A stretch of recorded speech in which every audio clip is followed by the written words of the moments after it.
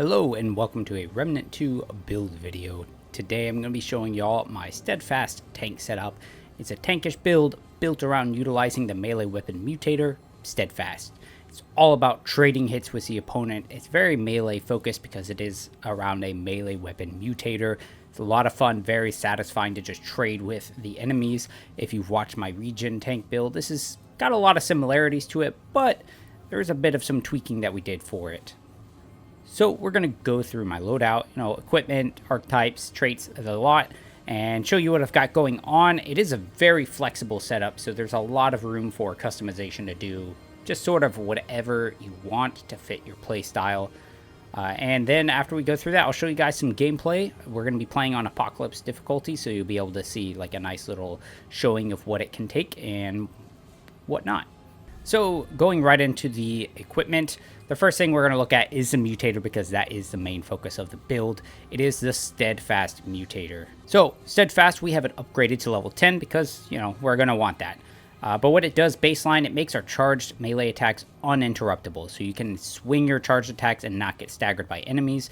And then it gives us damage reduction during those attacks. At level 10, it gives us 20% damage reduction from all sources. And that's a pretty large amount that's really going to allow us to trade with a lot of attacks, a lot of things that normally you'd want to dodge or just, stack a lot of defenses elsewhere to go through. But this mutator on this weapon is going to allow us to really just trade into it. And then at level 10, in addition to that 20% damage reduction instead of like a 10%, all the damage we take while doing a charge attack gets turned into gray health. And we're going to have a bit of gray health regeneration thanks to our trait, and we're going to be able to quickly recoup a bit of that health that we lost, especially with our medic archetype. That allows us to take more hits before the gray health goes away. So we get more damage reduction on charged attacks, and any damage we do take gets turned into gray health, which will regenerate quickly, so it allows us to keep trading. You can see exactly where this build is going. It's all about trading, using charged melee attacks to block and reduce damage for us while we keep hitting them back nice and hard. It's just like sheathing the sword from Wheel of Time. If there's a little reference for you guys, if you know that, yeah. As for the weapon that you use it on, you can use it on whatever you like. Personally, I've been really enjoying the Stonebreaker. You get this thing from the Corruptor or the Many-Faced God boss, whatever you want to call it, in Yesha. It's an alternative way of doing it. You can't destroy the big statue guy. You just have to destroy the Corruptor thing. It can be annoying to do, but the sword itself is fantastic. In particular, because of its fault line ability, so our melee charge attacks fire off ground-based shockwaves, which deal damage. It's great because all of our attacks are going to be charged attacks, so we're constantly sending off shockwaves. It allows us to catch guys at range, do two sets of damage on one enemy right in front of us, because each attack is doing a physical hit and then the shockwave. But like I said, you can kind of use whatever melee weapon you like. I've been bouncing around the great swords a lot. The Atom Splitter is a lot of fun. You can use the neutral evade attacks to get some big long-range slices if that's what you were interested in. Using just a standard, strong melee weapon works fine too. The Gas Giant can be fun for corrosion. Yeah, it's basically whatever melee weapon works best for you. This is just the one that I've been finding does very well. Now, past that, there's really not a whole lot of requirements on the equipment and setup. You're obviously going to want some very heavy armor. I have most of the Loadout Mark II armor on, and then the Bandit mask, just so I can keep my equipment load at a heavy. If you want to do some swapping around with your rings and whatnot, totally do that so that you can run very heavy armor and still have some light rolls, and yeah, make it your own. But you're definitely going to want some heavy armor for as much damage reduction as possible, because that sword mutator, while it is going to reduce the damage, we want to stack some more on top of it. Past that, as far as amulets and rings go, there's really only one item that I would strongly recommend, and that is the Drakestone Pearl. It's going to enable our stamina regeneration during melee attacks at 20% of the normal rate. It really allows us to just constantly swing melee attacks and do charged melee attacks. So it's going to eat up a bunch of our stamina, but our stamina keeps coming back. And since we have 10 points into recovery, we have a lot of stamina regeneration. So you're going to watch me just swing charged attacks non-stop and not have to worry about my stamina at all. So that's my one recommendation for the rings and amulets. After that, you can really swap it around a lot. I've done a bunch of experimenting with a bunch of different amulets and rings, and for the most part, it's going to work. You can go really hard into tanking a lot of damage and focus really heavily on taking more damage, or you can kind of mix in some more DPS focused items like I've kind of done here. Whatever floats your boat, whatever fits the style that you like the most. Now for the amulet I do have on, I have the Butcher's Fetish. It's going to increase our critical chance by 15% and critical damage by 25% for 15 seconds after striking the enemy with our charged melee attack. We're constantly doing charged melee attacks. This one is a natural fit. If you're not really interested in it, or you're looking for something else because you don't have it, some other ones that I've messed around with are like the Indignant Fetish. When we take damage, it's going to increase our damage and increase our damage reduction. The one thing about it is you're really only going to notice the damage increase from you. The damage reduction it adds to you is pretty minuscule once you actually add it up. So right now our total is at 58%, and I really wish this would stop blinking. I don't know why it's been doing that. But we're at 58%. When this thing triggers, it really only adds another 4% or so. It's not a ton. It is something, but if you would rather lean more heavily into offense, like I said, go into the Butcher's Fetish. Or another good option is the Matriarch's Insignia. This is going to increase your melee damage by 35% and causes all successful melee attacks to restore 10 stamina. So this is a good option if you just want to increase your base melee damage. And if you don't have the Drakestone Pearl to give you the constant stamina regeneration, this is another good option to give you some stamina back when you do the charged melee attacks.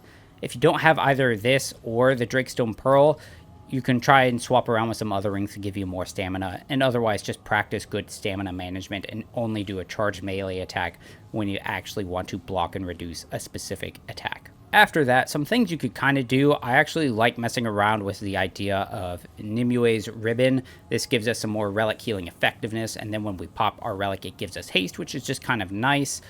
Or you could do a similar thing with a Red Doe Sigil, increases the relic healing effectiveness by 30% and then doubles when it's under 50%. And the main reason I'm saying those two things is because we are running the Tranquil Heart. It passively gives us health regeneration, and using those relics will actually increase that passive regeneration amount. So you can see it stack up pretty well, and activating this relic will actually double all of your healing regeneration, so you can see a lot of mileage out of it. Other than that, I mean, there are a ton of options for amulets. I've swapped around with a bunch of them. They are all going to pretty well work. It's just whatever works best for you. Now for the rest of the rings, here's my current setup. I'm using the Hardcore Metal Band. Whenever I take damage, we gain a stack of Bulwark, which will fall off after 10 seconds, and it falls off individually. It stacks up to 5 times. Very nice. It allows us to, continuously build up some more damage reduction. So as the fight goes on, we're just sturdier and sturdier, and it's just less and less likely that we die. And then to go with that, I got the Ring of Grace on. Taking enemy damage causes 10% of our maximum health to regenerate over 10 seconds. I just really like the ring. It's not necessarily the most optimal choice or anything like that. I'm just a sucker for it. I like it. Another option you could potentially try and swap it out for if you're looking for some more health regeneration. You could maybe go with the Fey Shaman Ring. Get yourself some more just passive regeneration. It's not a lot, but it does increase your relic use speed by 25%. So maybe you run that with Nimue's Ribbon, and you can quickly pull out your relic use for that massive regeneration, as well as haste or something else. Our Challenger archetype is going to give us Bulwark and a damage boost as well. So that is a nice idea too, if you like to think about it. And then I'm running the Fey Warrior Ring, increasing our melee damage by 15%, because this build is largely focused around dealing damage with our weapon, or melee weapon, since that's where the mutator's at, and that's how we're blocking a lot of damage. So I decided, hey, why not increase it a little bit? But like I said, there's a lot of flexibility in this thing. I've totally swapped a bunch of these rings out to fit the situation I'm in. If I'm dealing with a lot of specific types of enemies or different curses, like corruption or the curse that you can get from the Fey enemies, I'll put on some ring to deal with that. So mix and match, make it work for this scenario. As for the guns, it doesn't really matter. You can use whatever guns you like. I swap around them all the time because, like I said, it's all kind of focused around this melee weapon. And then for the archetypes, I'm running the Challenger as my primary, Medic as my secondary. The Challenger gives us a damage boost when we're up close to enemies, which we're going to want to do. Gives you the Die Hard Prime trait, or perk, which is fantastic. Just a just in case I mess up kind of thing. Gets you back up. And then, you know, you get some nice bulwark stacks and things like that. Juggernaut is a fun skill for when we're doing a lot of melee damage and stuff. Boosts it up quite a bit. The medic archetype is going to be giving us a lot of healing. In addition, you get that backbone perk so that your gray health can like last a little bit longer. It doesn't get knocked off.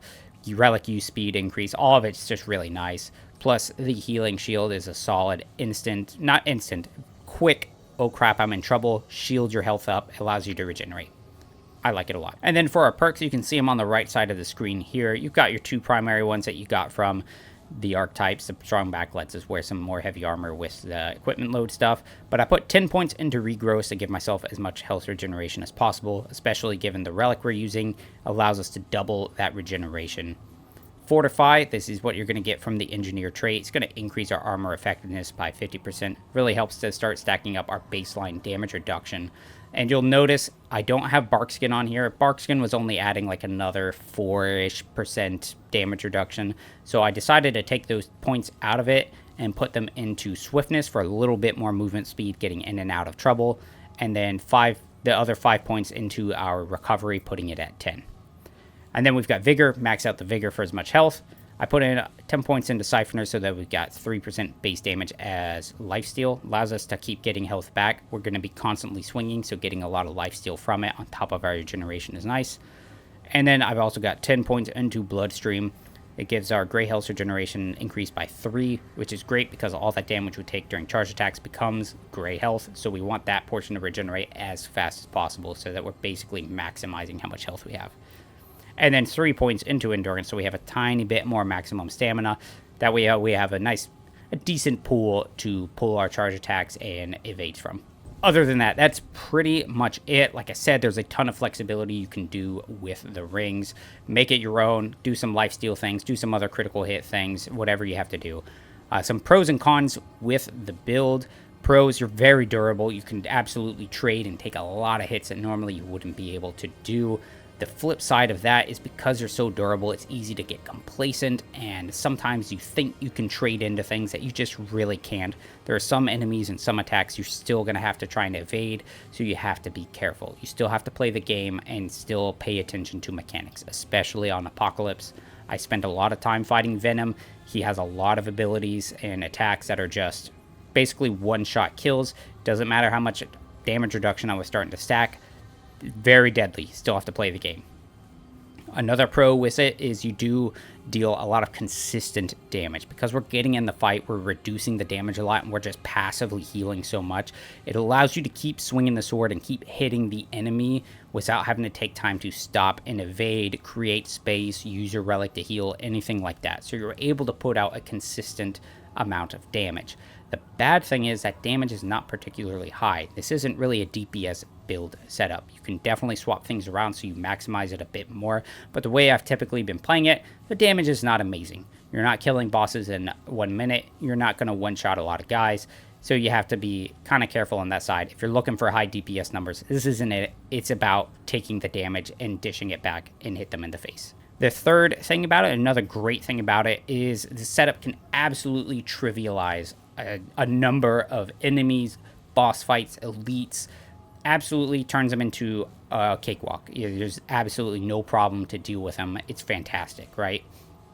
The flip side of that is there are certain enemies that it just does not work against. If you're dealing with flyers or anybody who moves around a whole lot and you're not able to stick to them and deal melee damage, the build's not going to do very well for you there. You're going to have to adjust it. That Steadfast mutator is not going to really do anything for you. You can still use a charge attack to block the ranged damage a bit, but you're not going to be hitting them with the charged attack unless you're getting like really lucky or using the shockwave effects or something like that.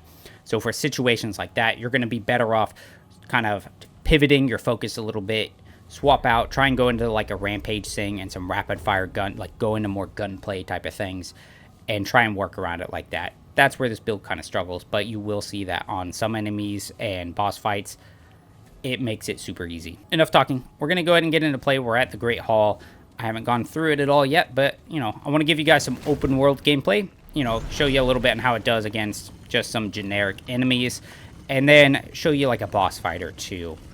I did have a couple clips that maybe I'll just put in there. The setup is different than what I have right now, but I took on the Night Weaver, the Red Prince, and some others. Oh, this is the shortcut. What a waste of time. But I took on some other bosses using this build, and maybe I'll put them in here instead of actually doing a boss with this current setup, and show you just like how well it can do against some of them. Now, if I look kind of dirty, I'm sorry, I am dirty. I was doing a bunch of yard work, and I was finishing up, and I decided I just want to go ahead and do this now, because why not? See how much damage we reduced right there, and it got all turned into gray health. Ooh, a lot of damage there because we weren't doing the charged attack. But again, just like my regen tank, look how quickly we are recovering that health. Now we use a charge attack to block some of those. And see right here, we've got flyers. We can't hit them. They're completely missing me for some reason. What idiots. So this is where you would kind of struggle, right? He's still alive. That's where you would struggle. You got flyers. It's hard to hit them with melee attacks. You can still block some of their damage and the like, but it becomes very difficult to deal with them.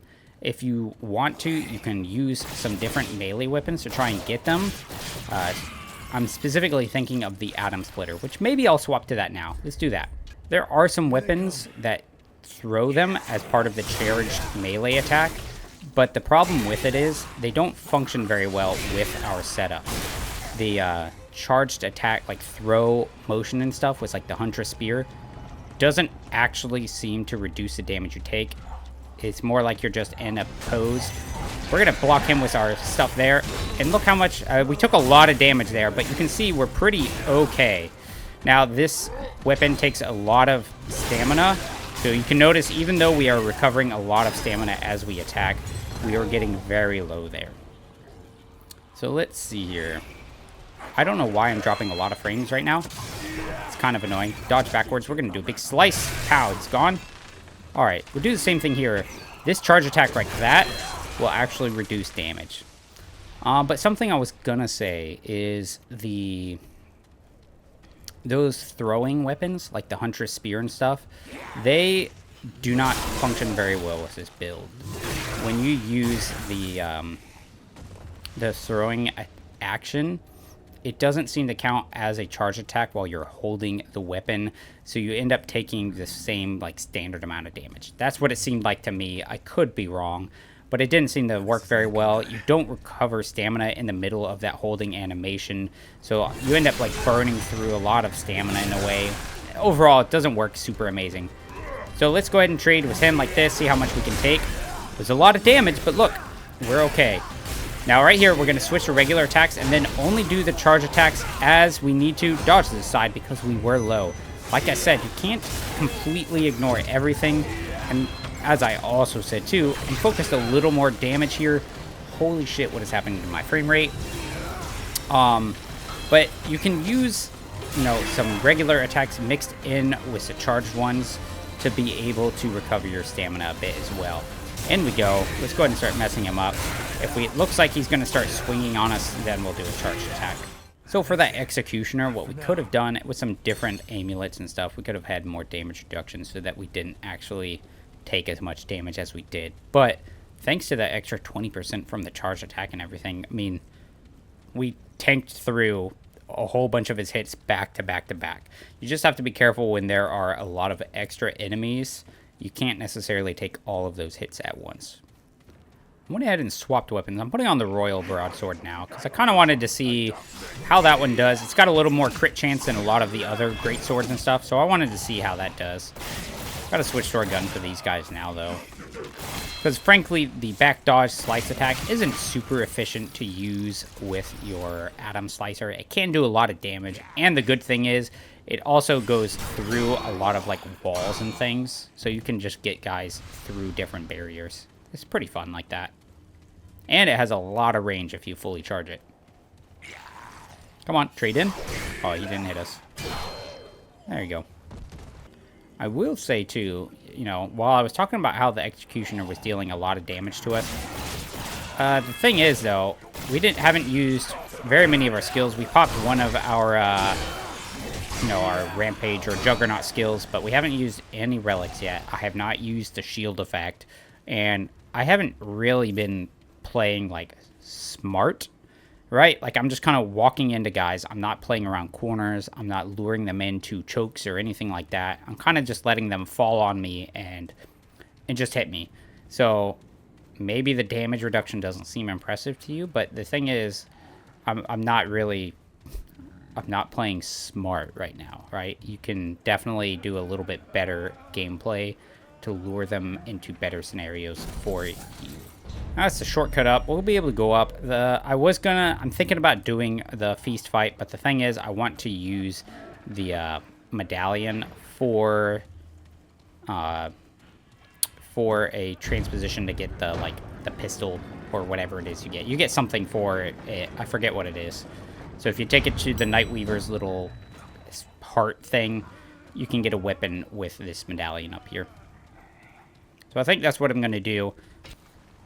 Alright, so I'm in Harvester's Reach, and I thought this could be a fun little demonstration of how well it can do against an enemy that sometimes, like, pretty bad for me. Well, these rats can be pretty destructive depending on your build, right? But really, I want to get the what's it called?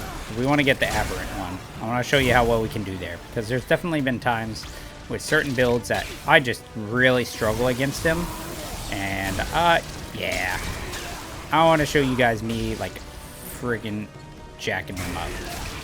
Even this rat, just look at how we trade with him. No issues there. This sword does amazing too. It just it's why it's so good. All the charge attacks do the charge attack damage and then send off a shockwave as well. So you're just double dipping damage. It's fantastic. Is this him? There he is. We're going to activate Juggernaut now and then start going crazy. Thick skin, drain, and minions. That's okay. God, look at how much damage we're just chunking away with them. We need to get rid of all these guys. There we go. Just keep swinging. Full charge attacks in there. No hesitation. Just keep it going. Don't think about it.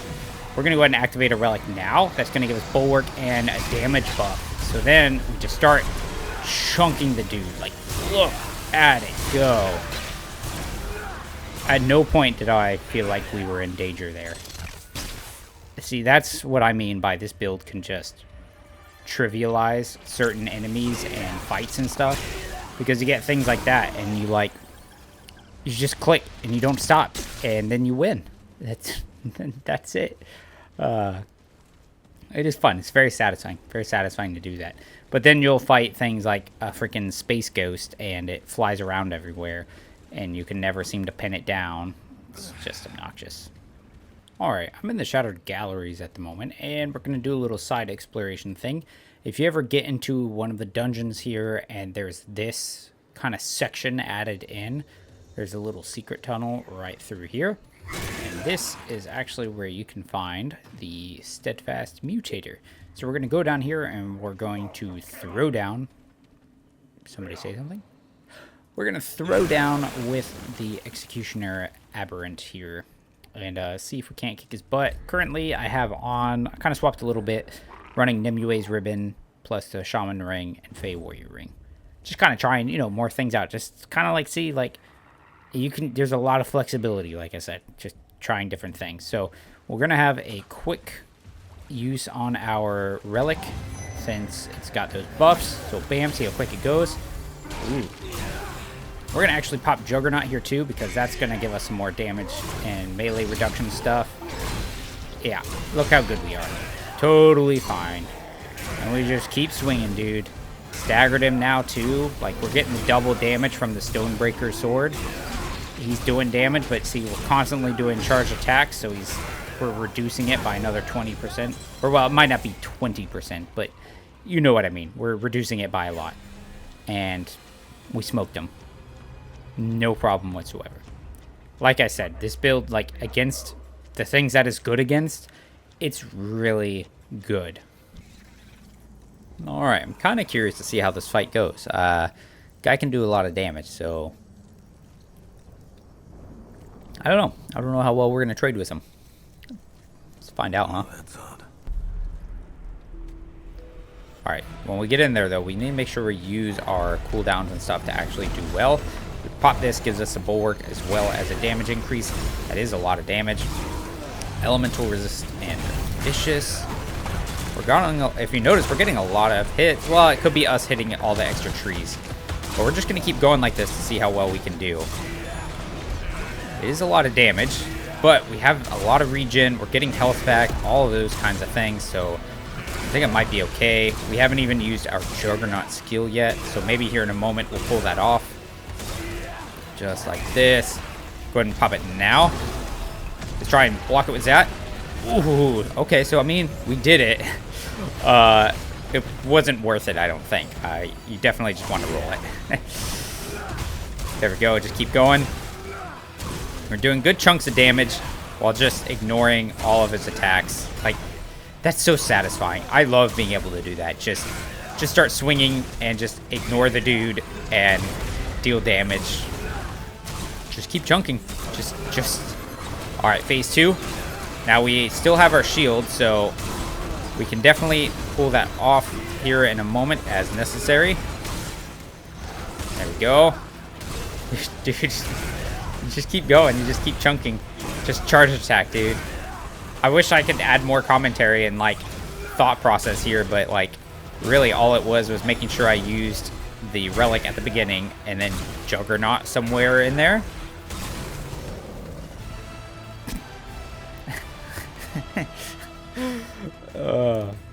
That was great. I really like that. All right, y'all, that's pretty much it for the video. I hope you enjoyed it. Got a good view of kind of what the build does. You know, I was going to show you some stuff where I fought the Nightweaver, but frankly, it was really boring. The only thing it actually showed you was that the build really does struggle against certain enemies. So Nightweaver being a prime example.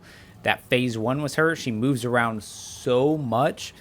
You cannot actually, like, I couldn't pull off a melee type build with her. I had to stick to gunplay.